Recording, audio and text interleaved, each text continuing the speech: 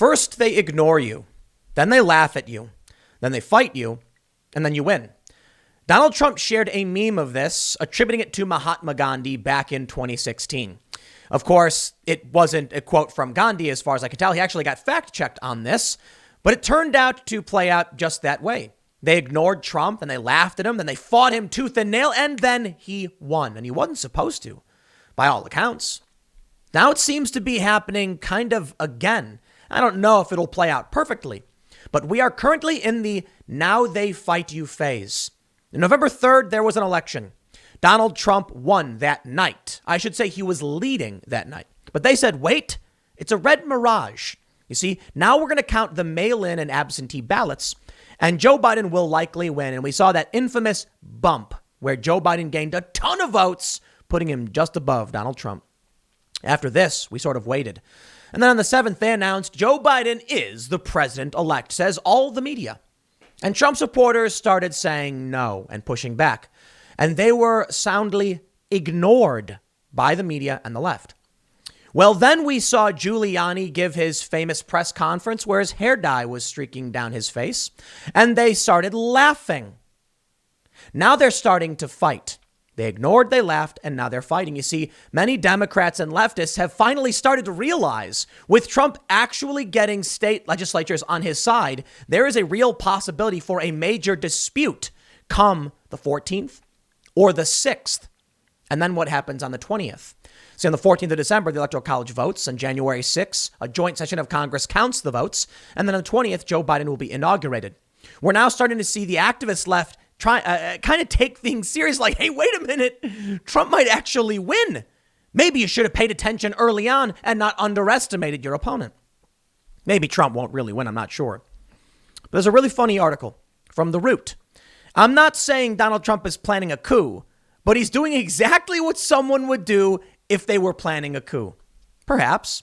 Then we also have this best of Reddit post. You see, over on Reddit, r/politics, a very leftist place, mind you, we can see a comment from is this real life is the username. They use an alternate spelling. It appeared as a top post, and they said, we just hesitate to call it a coup because it doesn't appear to be what we envision a coup looks like. They then go on to break down exactly why what we're seeing is dangerous and how Trump is fighting for legitimacy and might actually win. They ignored Trump. They laughed at Giuliani and Sidney Powell. My friends, congratulations. We have now graduated to the then they fight you phase. And we all know if this is the track that we're headed on, it results in the then you win. I'm not saying Donald Trump's going to win this. I'm not saying the odds are even in his favor. You know my position on this, and I've been roasted by the Trump supporters endlessly for it. But it must be acknowledged that, well, the left is starting to realize Trump actually could do this. And the reality here is both sides view this as a coup now. Of course, the Republicans have been fighting for a long time, giving them a major advantage, something the left will come to regret, ignoring and laughing. You see, for the Trump supporters, they didn't start by ignoring it. The Trump supporters started before and after the election day with then they fight you nonstop. That's a different track. There's no ignoring and there's no laughing. To be reasonable, I suppose. They did laugh at and ignore Joe Biden early on. But since election night, when it mattered most, Trump supporters have been fighting tooth and nail endlessly. And now Trump is on track to win. Just because he's on track doesn't mean he will. The way I've described it before is you can be on a track, but there's trees falling down, there's loop-de-loops, there's jumps and gaps, a ton of obstacles that make it extremely unlikely he pulls this off. But we do have news. 75 Republicans in Pennsylvania have called the election in dispute, signing a letter saying as such. Is that enough to challenge the results of the election? It might be. What about the court case in PA going to SCOTUS? Will that put the safe harbor bypass the safe harbor provision, allowing Congress to say we dispute Pennsylvania? What about Georgia? A signature audit is coming. Brian Kemp finally ordered it after a video showed people pulling boxes out from under tables. Things are getting spicy. And Giuliani says we don't need the courts because the Constitution is on our side, and he's not wrong. So what are they saying?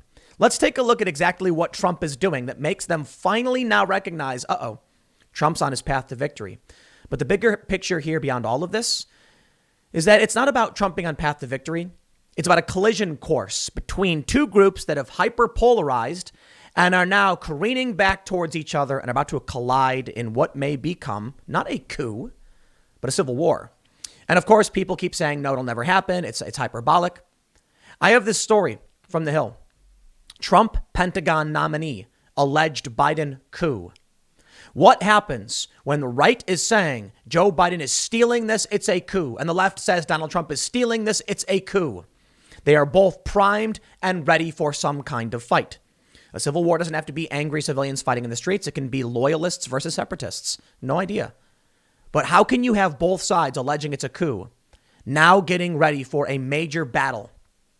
I guess we'll see how it plays out. But let's take a look at what they're saying over at The Root and this best of comment where they're finally realizing what it means, what Trump is doing, and how they view it. Before we get started, make sure you check out youtube.com/TimCastIRL. It is my podcast show. We do a live show Monday through Friday at 8 p.m. We don't have any shows tonight, but subscribe there because we have a ton of really awesome guests. We'll be back Monday with the show. And all in all, if you like my content, you'll probably like the show. You'll probably not like when I have conversations with the leftists and they sort of just say things people don't agree with. But that's the point, man. I'm trying to make sure that people get exposed to ideas they might not normally hear, and they don't have to like it. But check out youtube.com/TimCastIRL. Subscribe to this channel, hit that like button, hit the notification bell, and let's read. From The Root, Michael Harriet says, I'm not the kind of person who shares conspiracy theories, but last night I was searching 4chan. He says it's like Black Twitter, but for 4chan, for a leather-bound copy of the Willie Lynch letter. I happened to run across a few articles on Donald Trump that made my whitey senses tingle. He says it's like Spidey senses, but for black people, when white people are up to something. All right, The Root. He says, anyway, I think Donald Trump may be planning a military coup d'etat. I know, of course, a scenario sounds crazy. No one would ever let it happen. It is unimaginable as having the president invite a suspected Russian spy to the Oval Office and giving away top secret information in plain sight.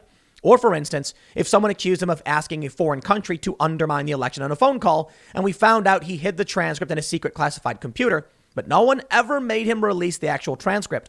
Or, for instance, his son-in-law failed a background check and admitted he created a back channel to Russia, but still received a security clearance. Now, all of that is, in my opinion, false framing.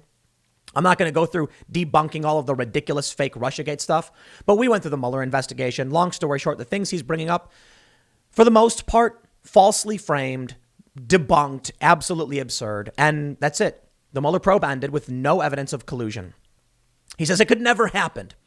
But for S's and giggles, let's imagine it could. We'd probably need a team of former intelligence officials, government experts, and legal analysts to explain how it could happen. Then we'd probably need them to go through all the possible scenarios and explain how this totally fictional coup could happen.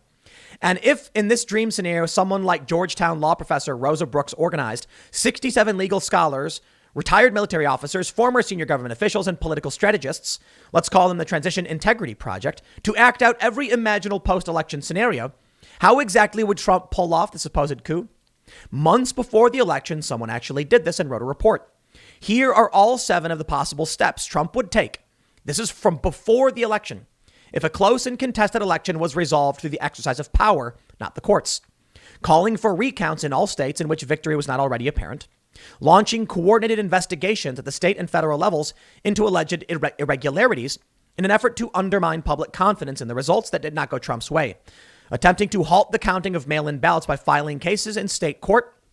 Turning out their well-organized and committed base to take to the streets in Trump's favor. Relying on both Fox News and right-wing social media and echo chambers social media to echo and amplify pro-Trump messages and facilitate the harassment and bullying of officials. Using federal agencies to justify or support Trump campaign tactics. While these may sound like this Transition Integrity Project team can see into the future, none of their predictions are shocking. It's when they get to the military coup part I start worrying. Read it for yourself. They say, the one area of genuine uncertainty related to whether Team Trump could convince the military to deploy active duty troops domestically.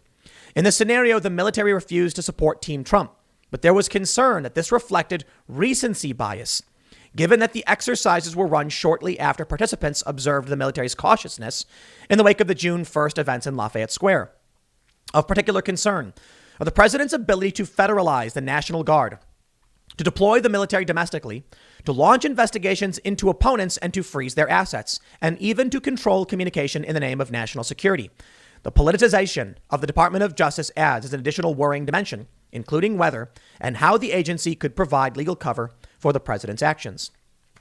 Many Trump supporters have highlighted an executive order going back to, I believe it was September, on foreign interference in the elections, that Trump has tremendous powers if that is the case, that a foreign government interfered in our elections. Trump can do a whole lot. And that report, I believe, if it were to come out, wouldn't be due until mid-December. Trump also has the presidential communication texting network. Remember when everyone got a text message from Donald Trump to their phones? Giving Trump the ability to bypass any kind of partisan media and send out a warning or just message to all phones. And then you need to realize that when it comes to giving U.S. military or National Guard orders, they don't always know exactly what the orders are for or the true intent. The example I've cited in the past was in Turkey. A bunch of Turkish soldiers went to the Bosphorus Bridge. It's the bridge between the European portion of Turkey and the Asian portion. Well, then all of a sudden the news announced that there was a coup attempt and these soldiers must have been involved. But many people speculated, and I don't know where we are now because it's been a while since I covered the story, that these were just low-level, low-ranking soldiers who got some order, hey, go guard the bridge. And they said, okay. What would happen if Trump says we're doing a training exercise and he sends out National Guard to go guard a building and they don't realize what they're there for? A coup does not require Donald Trump to tell the soldiers, hey, I'm seizing power, go do this. It just involves, hey, I want a bunch of soldiers guarding this building right now. That's it. And they'll do it. Of course they will. You see, people think the world is like a movie. They think that everything is always honest and true, but they don't realize, they don't know what they don't know, is the easiest way to put it. Now, listen, I'm not saying Donald Trump is planning a military coup. I think that is bold and preposterous. But I can tell you that both sides are pointing at the other, saying that they're staging a coup. I found this best of post on Reddit to be kind of hilarious in its naivety. But also, they bring up a good point. It's just biased towards the left. The long story short of this post they're making is that a military coup isn't Donald Trump calling on his guards and saying, I want power and I refuse to leave. Come here and guard me while I seize control and subvert the Constitution. That's ridiculous. But that's kind of what the left thinks would happen. I'll tell you what really would happen. And they bring this up. Legitimacy. You see, over the past several weeks, there has been legitimacy granted to the voter fraud scenario. Initially, they said, there's no evidence, shut up. And boy, did they desperately try to assert their legitimacy. You see where we start seeing the divide on this one? Let me explain.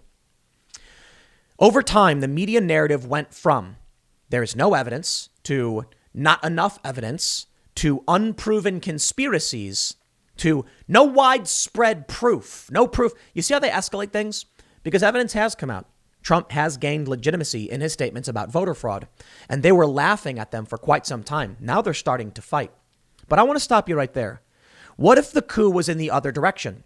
When a Trump Pentagon nominee alleged that Joe Biden was staging a coup.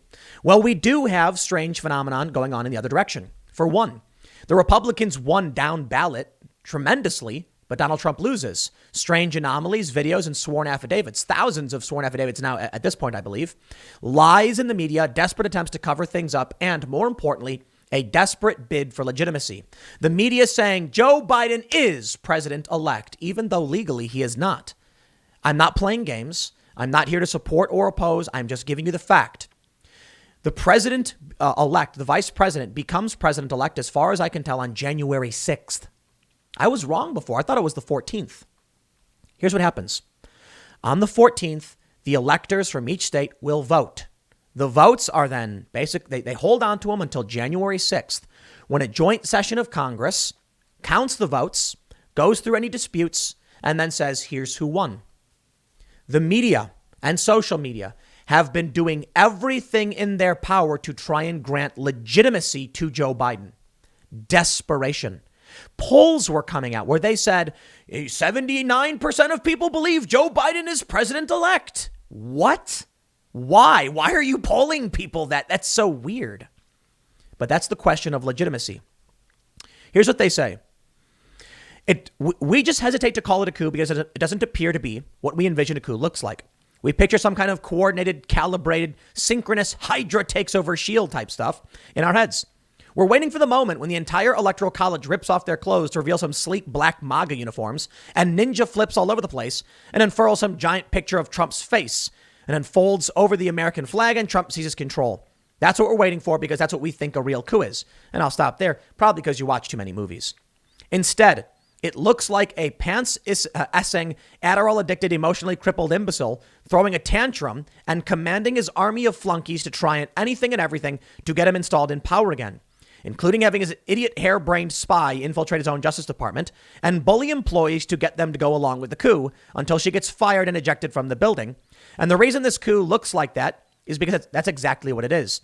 His behavior is completely seditious, and the Trump campaign's claims are knowingly fraudulent because nothing they say in public is what they're saying in court under oath. Stop. Not true. When they're under oath, the lawsuits that they've brought forward haven't been about fraud. They've been about impropriety, and it's been about an attempt to win. Now, you can certainly argue they should bring the fraud cases forward, but those require criminal investigations, and it's almost impossible to bring direct evidence of fraud outside of affidavits, statements, and mathematical anomalies until someone with subpoena power actually goes in. Of course, I think they should be under oath as well, but these are very different circumstances. What he basically says is it's a fight for legitimacy. Excellent points, further reinforced by others that have lived through similar. No matter how inept Trump and his administration are, these are precarious times and we need to be vigilant. This is why I've been saying, to counter what he's saying, we should have a full and honest investigation over every single claim, not to grant legitimacy, but to be reasonable. Otherwise, this is going to implode. It is going to be the most glorious and explosive implosion. And, you know, people would laugh at me. You're allowed to, by all means. I'm just some dude in his room complaining on the internet. I totally get it. I am self-aware, mind you. The bald beanie cuck, you can call me whatever you want. But I really and genuinely feel that we are headed towards some type of troubles or conflict or civil war. I don't know what you'd call it. I don't know what it'll ultimately be because we're not in a loop of history. It's not like, oh, we had a civil war. We have a civil war again. Now everyone pick your sides and march across the Mason-Dixon line. I'm not saying that. We're in a political civil war, and that's like widely agreed upon. We're in a culture civil war, and that's been going on for almost a decade. But when does it go hot? Now that it's political, it gets to the point where maybe it will. From Newsweek, 75 Pennsylvania Republicans ask state to dispute 2020 elections in Congress. Have they, as per the December 8th safe harbor provision, applied a procedure to resolve this dispute? One could argue no. This letter was issued. Nothing was done to address it other than you're too late. Shut up. Theoretically, the Supreme Court might say, sorry, that's not how the law works. I'm not a lawyer, so I could be totally wrong about this. But there's more going on. White House fires Pentagon Advisory Board members, installs loyalists. Yep. Yeah, he appointed a new acting Secretary of Defense. They've said special forces will now report directly to him. And Trump's people believe that Biden stole the election. There's rampant voter fraud. And I could make the argument that the left is making exactly in the other direction. That's why this is not about civil war. I'm sorry. That's why it's not about a coup. It's not about a Biden coup or a Trump coup. It's about the decoupling of America and two factions who completely disagree. Already we've heard people say that we should see America have a divorce. Well, what do you think that would lead to if the factions split up the country? Civil war. Because who gets what city, who gets what resource? But if both sides think the other is stealing the election, what do you think is going to happen? Check this out. A direct quote from Pelosi on why she is willing to accept this new stimulus bill, a new president and a vaccine. And this triggered widespread outrage, serious outrage, that Pelosi withheld stimulus from the people because she just hates Trump. That's mostly the reason, and the vaccine, of course. That says to people that the real issue Pelosi had was she hates Trump and she doesn't care about you. If our politics has become, we will sacrifice and destroy everything to own the other side, to get them, gotcha. then what do you think we're in? Where do you think this goes? Because people are losing their livelihoods over this. From NPR, backing Trump, some ex-military officers spread conspiracies and urge martial law. I love how the left complains about martial law. They say Trump is trying to stage martial law. Michael Flynn has called for it. Sidney Powell, Linwood. The left has imposed martial law. The governor's locked everything down. They're literally arresting people who've broken no laws. They're arresting small business owners. They are abusing and suppressing and oppressing the working class. Martial law has been here for a long time. And there we go. Joe Biden is staging a coup. Joe Biden says, I'll listen to the scientists. Brings in an advisor who says, we're going to lock the country down for 6 weeks. Joe Biden is threatening us with martial law. Now, Donald Trump supporters are threatening back the same thing. I can't imagine either side backing down. The Oath Keepers, the largest militia in this country, have already said, it was Stuart Rhodes. He's the founder, I believe, and like the head honcho. He said he thinks that half the country will not take anything coming out of Joe Biden's mouth as legitimate. And that's it. It's about confidence. It's always about confidence. If people believe that this system is in place and this is how the law will be enforced, they'll adhere to it. But what happens when there's no confidence? When we have unanswered questions about election irregularities, affidavits, and fraud? What happens when the other side claims that Trump is stealing the election? What happens when both sides do not believe the other side is legitimate, but both have 70 plus million people lining their ranks? I don't think the regular people are going to come out and fight in some kind of civil war. I think we're seeing trouble, like the Troubles in Ireland. We're seeing things like that with skirmishes between left and right. What would happen if so Joe Biden recently tried to get access to intelligence information. The Pentagon barred Joe Biden's people. It was one of Trump's new appointees who said no. What happens then if Joe Biden gets to a point where he says, we won the election and we're going to go do X? Let's say January 5th, Joe Biden tries to get access to something that normally a president-elect would get access to if the other person conceded. And then Trump orders military National Guard, says for until the 20th, as per the Constitution, you do as you follow orders of the commander in chief. And Trump says something as simple as, we just have a security issue. Please guard this building.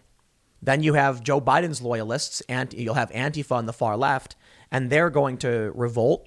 There'll be protests against the National Guard. The National Guard is not going to understand or know what's going on because it's extreme political nuance. All they'll know is I was ordered. We're doing we're providing security for this place. It may be possible that happens. And then what? Will the governors recall certain National Guard? Will Trump try to federalize them? Which side will they be on? I'd like to remind you, the Transition Integrity Project, as noted, as cited by The Root, said that it would be better for the West Coast to secede from the Union than to allow a Trump victory. But what happens if Trump does get a victory through disputed results in key states, resulting in no one getting 270? Then will Joe Biden call for a secession from the Union? I think it's funny. You can see the tribal lines. This is an article, and I'll go into this maybe in greater detail later. After the deep state sabotaged his presidential bid, Bernie Sanders mocks those who believe it exists. Glenn Greenwald is not a conservative, but his view and many of his views align much more with what is called right wing right now. I did a whole podcast where I'm like, I'm in favor of universal health care. Like, we just got to figure out a way to implement it. And maybe it's not possible. I don't know, but I really am in favor of it. It's a very lefty position. It's like pretty far left, actually. But here I am being called a right winger. Why? Well, because I pay attention to the facts in the news. And it turns out when you do, Trump is actually not that bad. He's right on many issues. And it is actually the Democrats who are crooked and corrupt, who are locking people down under martial law and getting away with it. Now we can see Bernie Sanders mocks the people who believe in the deep state, which used to be a left-wing cause. The New York Times says Joe Biden won. 288 states have certified the results so far for Joe Biden. Only 3 states remain: New Jersey, Missouri, and Hawaii.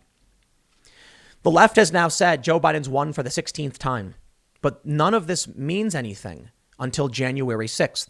And we may get a dispute from Republicans because the ball is rolling and things are escalating. Brian Kemp of Georgia said, signature audit. Why? He was resistant until that video emerged where they pulled the ballots out and counted illegally. That's a fact. This is confirmed. A local news outlet, WSB, confirmed that for 1 hour, poll workers in Georgia at State Farm Arena were counting ballots illegally. They're supposed to have observers. They told the observers to leave, started counting again. Not allowed to do that. I can only imagine that neither side will accept any of this. And we have the proof from the Washington Post. Where Republicans in Congress stand on Trump's false claim of winning the election. 25 Republicans have said Biden won. Biden, the actual winner, says Washington Post. 2 Republicans have said Trump won. And 222 have provided no answer. Oh, man. If you thought it was spicy, then wait till you see what comes next. I moved out to the middle of nowhere. Admittedly, not the biggest lot, but a nice place in the middle of nowhere. I got mountains in front of me. I got rivers and stuff. But now I'm looking at really, really cheap, big, empty property in the middle of nowhere because when you have 222 Republican lawmakers who refuse to say that Joe Biden won or that Trump won, welcome to the fence. When you have 2 Republican lawmakers saying it was actually Trump who won and 25 saying Biden won, how is it that we've come to a point like this? Trump needs legitimacy, and so does Joe Biden, and neither has it. This country is split in 2. How much longer until these 222 with no answer start to change and say, I think Trump actually won? I've seen the evidence of fraud. Here's the hard part. There is no apparatus by which we investigate 150 million votes to determine widespread fraud. There is only grains of sand making a heap. In the beginning, December 7th, a grain of sand was dropped. Questioning. Hey, look at this. Here's an affidavit. I should say throughout election night with the observers being barred. Scott Adams made a tremendous, excellent point. As soon as they blocked witnesses, we're done. Anything after that is irrelevant. You can make arguments about fraud or anything like that, but we have more than enough ample evidence that they were boarding up windows, kicking observers out, and that is a fact. There's no coming back from that. The witnesses were barred, and anything after that is an unknown that we shouldn't even be trying to fight.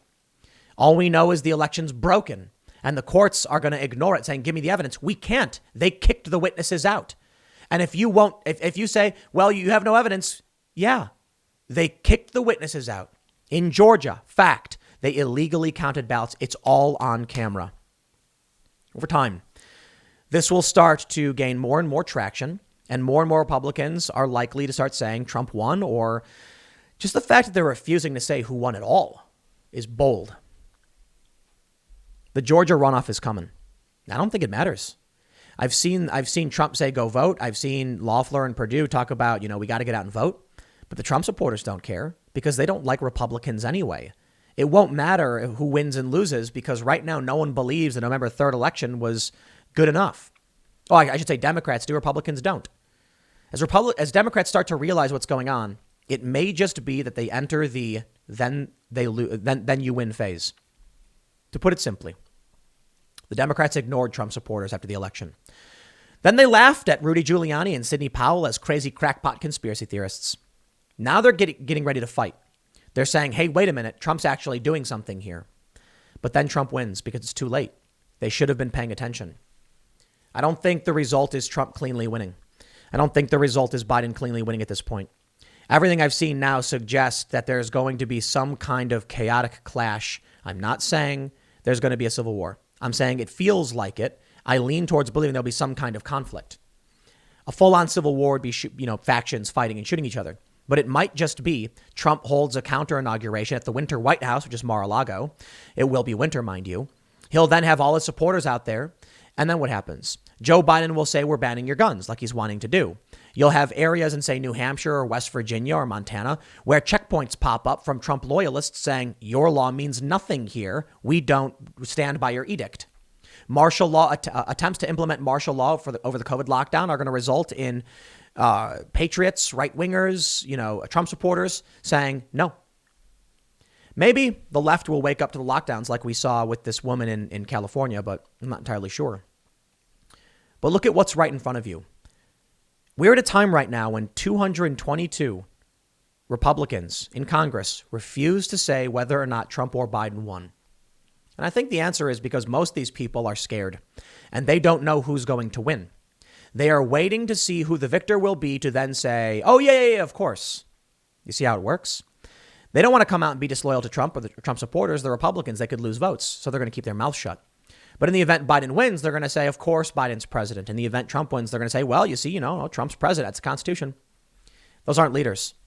But it shows you the machine in place that's supposed to be leading is not functioning properly. I can make all the predictions in the world, but I'll leave it there.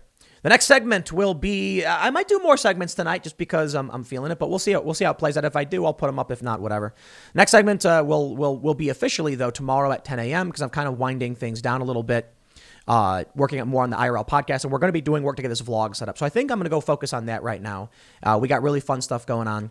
So stick around. Once I get the vlog channel going, we're going to have a good time, and it's going to be a lot of fun. That's why I said we're buying farm property out in the middle of nowhere, and we're going to do crazy stuff with, guns and bows and arrows, and we're going to get a 3D printing workshop set up. We're going to make, lasers and just cool stuff. Thanks for hanging out. I'll see you all in the next segment, and don't forget to subscribe to youtube.com/TimCastIRL for our live show, and check out the Tim Pool Daily Show and Timcast IRL on iTunes, Spotify, etc. I'll see you guys next time.